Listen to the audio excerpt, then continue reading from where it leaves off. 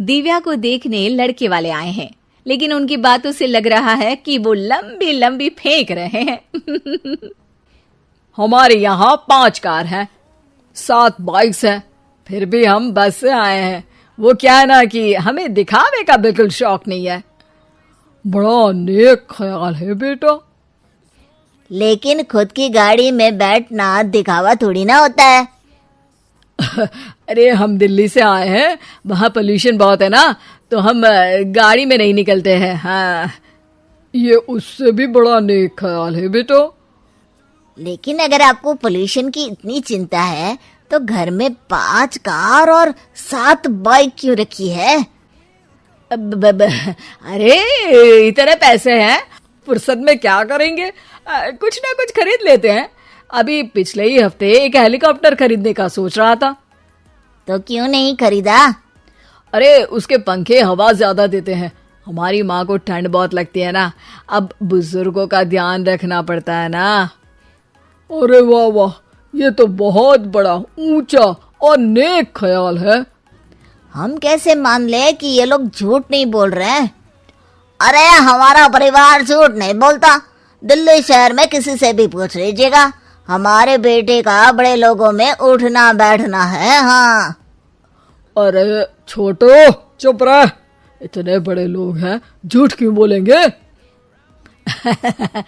हमारी फैक्ट्री है, और ऐसी फैक्ट्री कि यहाँ ग्राहक आया, इधर सामान बनाया जल्दी जल्दी, और हम हर काम ना जल्दी करते हैं। हाँ वही तो, तब जल्दी जल्दी अपनी बेटी का हाथ हमारे बेटे के हाथ में दे दीजिए। दिव्या के पिताजी दिव्या के भाई छोटू की एक भी बात न मानते हुए दिव्या की शादी दिल्ली के इस फेंकू परिवार में करवा देते हैं। जब दिव्या ससुराल पहुंचती है तब, आपकी कार्स और बाइक्स कहाँ है? मुझे बाहर जाना था किसी काम से। कार और बाइक्स? कौन सी कार और बाइक्स? अरे जब आप मुझे देखने आए थे तो कहा था ना कि आपके यहाँ 5 कार्स हैं और 7 बाइक्स हैं।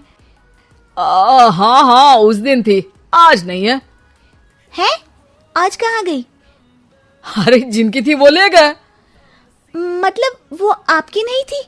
आपने तो कहा था हमारे घर पर है।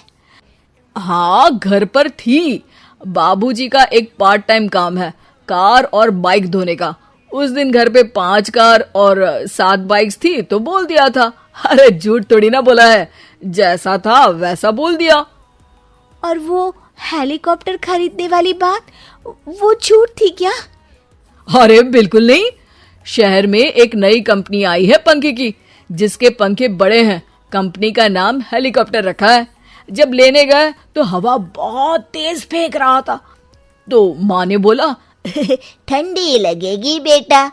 वैसे भी दिल्ली में ठंड ज्यादा होती है ना। झूठ कहाँ बोला मैंने, जैसा था वैसा बोल दिया। हे भगवान, और वो फैक्ट्री वाली बात, इधर ग्राहक आया उधर सामान तैयार। अरे वो भी तो बिल्कुल सही है। मेरा ना पानी पूरी का ठेला है, इधर ग्राहक आता है उधर पानी पूरी बना देता हूँ। अरे झूठ कहाँ बोला, जैसा था वैसा बोल दिया। हे राम, मेरे तो कर्म फूट गए। आपने तो कहा था कि आप लोगों का बड़े लोगों में उठना बैठना है। अरे है तो, पहले मैं बहुत बड़े लोगों के यहाँ नौकर था। जब भी कोई गलती करता तो वो मुझसे उठक बैठक लगवा देते। हो गया ना बड़े लोगों में उठना बैठना। दिव्या अपने साथ हुए धोखे पर रोने लगती है और ठान लेती है कि वो ससुराल वालों को लाइन पर लाकर ही रहेगी और उनकी ये झूठ बोलने वाली आदत छुड़वा कर रहेगी। आप लोग खाने में क्या लेंगे? करेला खा लूंगा। अरे मुझे तो टिंडे खाने हैं। कद्दू खाऊंगा। अच्छी बात है, खाने की टेबल पर मिलते हैं। शाम को जब सब खाने की टेबल पर मिलते हैं तो सब देखते हैं कि टेबल पर प्लेट्स में एक पूरा और कच्चा कद्दू रखा है, कच्चा करेला रखा है और कच्चे टिंडे भी रखे हैं। बहू, ये सब क्या है?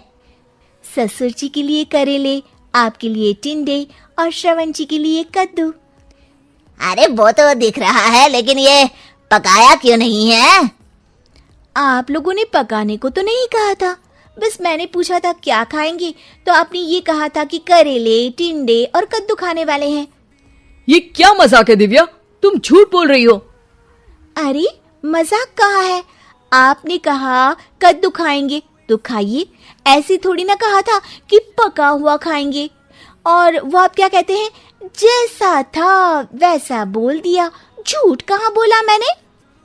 दिव्या की बात सुनकर, समझकर सब शर्मिंदा हो जाते हैं और उन्हें अपने किए और झूठ बोलने की आदत पर पछतावा होता है। दिव्या समझदारी दिखाते हुए उन्हें सच के रास्ते पर चलने और किसी से मजाक में भी झूठ ना बोलने की सीख देती है और उनके काम में मदद करके उनके काम को और बड़ा बनाने में मदद करने लग जाती है।